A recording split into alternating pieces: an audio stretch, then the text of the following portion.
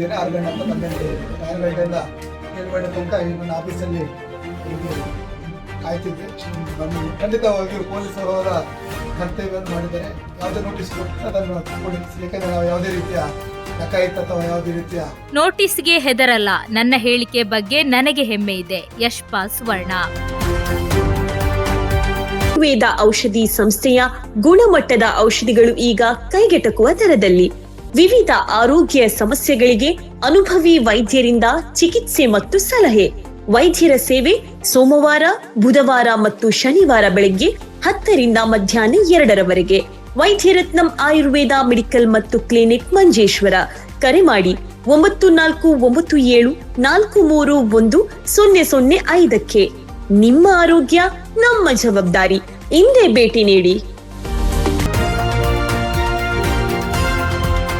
ಪೊಲೀಸರು ತಮ್ಮ ಕರ್ತವ್ಯ ನಿರ್ವಹಿಸಿದ್ದು, ಯಾವುದೇ ನೋಟಿಸ್ ನೀಡಿದರೂ ಅದನ್ನು ಸ್ವೀಕರಿಸಲು ತಾವು ಸಿದ್ಧನಿದ್ದೇನೆ ಎಂದು ಉಡುಪಿ ಶಾಸಕ ಯಶ್ಪಾಲ್ ಸುವರ್ಣ ಹೇಳಿದರು. ಸುದ್ದಿಗಾರರೊಂದಿಗೆ ಮಾತನಾಡಿದ ಅವರು, ತಾವು ಯಾವುದೇ ದೇಶ ವಿರೋಧಿ ಚಟುವಟಿಕೆ ನಡೆಸಿಲ್ಲ, ಡಕಾಯತಿ ಅಥವಾ ದೊಂಬಿಯಲ್ಲಿ ಭಾಗಿಯಾಗಿಲ್ಲ. ಪ್ರಧಾನಿ ನರೇಂದ್ರ ಮೋದಿ ಅವರನ್ನು ಅವಹೇಳನ ಮಾಡಿದ್ದಕ್ಕೆ ಪ್ರತಿಕ್ರಿಯೆಯಾಗಿ ಮಾತನಾಡಿದ್ದು, ತಮ್ಮ ಹೇಳಿಕೆಯ ಬಗ್ಗೆ ಹೆಮ್ಮೆ ಇದೆ ಎಂದು ಹೇಳಿದರು. ವಿಶ್ವವೇ ಪ್ರಧಾನಿ ನರೇಂದ್ರ ಮೋದಿ ಅವರಿಗೆ ಗೌರವ ನೀಡುತ್ತಿರುವ ಸಂದರ್ಭದಲ್ಲಿ ಅವರ ಬಗ್ಗೆ ಹಗುರವಾಗಿ ಮಾತನಾಡಿರುವುದು ಸರಿಯಲ್ಲ.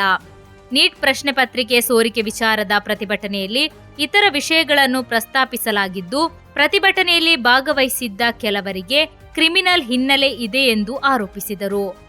ದೇಶದ್ರೋಹಿ ಚಟುವಟಿಕೆಗಳಲ್ಲಿ ಭಾಗಿಯಾಗಿರುವವರ ಕುರಿತು ಕಾಂಗ್ರೆಸ್ ಮಾಹಿತಿ ಪಡೆದುಕೊಳ್ಳಲಿ ಎಂದು ಸವಾಲು ಹಾಕಿದರು.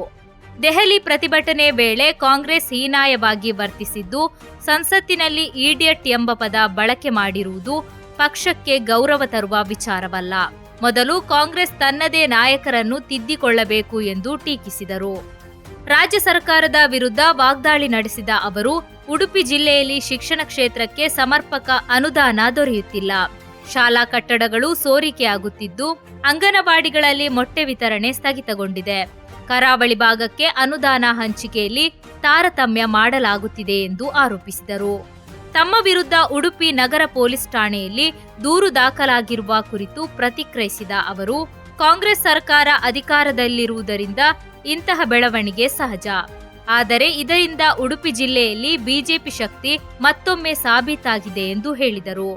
ಸಿದ್ಧಾಂತದ ವಿಚಾರದಲ್ಲಿ ಯಾವುದೇ ರಾಜಿ ಮಾಡಿಕೊಳ್ಳುವುದಿಲ್ಲ. ಮಣಿಪಾಲದಲ್ಲಿ ನಡೆದ ಪ್ರತಿಭಟನೆ ಕುರಿತು ಬಿಜೆಪಿ ಯುವ ಮೋರ್ಚಾ ಈಗಾಗಲೇ ದೂರು ನೀಡಿದ್ದರೂ ಕ್ರಮ ಕೈಗೊಂಡಿಲ್ಲ. ಸರ್ಕಾರಗಳು ಶಾಶ್ವತವಲ್ಲ. ಅಧಿಕಾರಿಗಳು ರಾಜಕೀಯ ಒತ್ತಡಕ್ಕೆ ಮಣಿಯದೆ ನ್ಯಾಯಯುತವಾಗಿ ಕಾರ್ಯನಿರ್ವಹಿಸಬೇಕು ಎಂದು ಅವರು ಹೇಳಿದರು.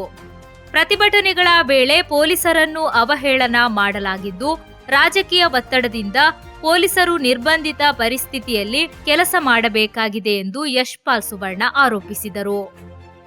ಅವರನ್ನು ಸುಧಾರಿಸಿಕೊಳ್ಳುವಂತ ಒಂದು ಕೆಲಸ ಮಾಡಬೇಕು. ಇವತ್ತು ಸಂಸತ್ತಲ್ಲಿ ಕೂಡ ಈಡಿಯಟ್ ಎಂಬ ಪದವನ್ನು ಬಳಸಿದ್ದಾರೆ. ಖಂಡಿತವಾಗಿ ಇದು ಕಾಂಗ್ರೆಸ್ ಅವರಿಗೆ ಗೌರವ ತರುವಂಥದ್ದಲ್ಲ. ಅದರಿಂದಾಗಿ ಕಾಂಗ್ರೆಸ್ಸಿಗರು ಯಾವ ರೀತಿ ಕಾಕ್ರೋಚ್ಗಳ ಜೊತೆ ಸೇರಿ ಪ್ರತಿಭಟನೆ ಮಾಡಿದರೆ, ಬಹುಶಃ ಅವರ ವಿಪಕ್ಷ ನಾಯಕರನ್ನು ತಿದ್ದುವಂತ ಕೆಲಸ ಮಾಡಿದರೆ ಒಂದು ದೇಶಕ್ಕೆ ಒಂದು ಒಳ್ಳೆಯ ಒಂದು ಸಂದೇಶವನ್ನು ಕಳಿಸಿಲ್ಲ. ಅದರಿಂದಾಗಿ ಕಾಂಗ್ರೆಸ್ ನಾಯಕರು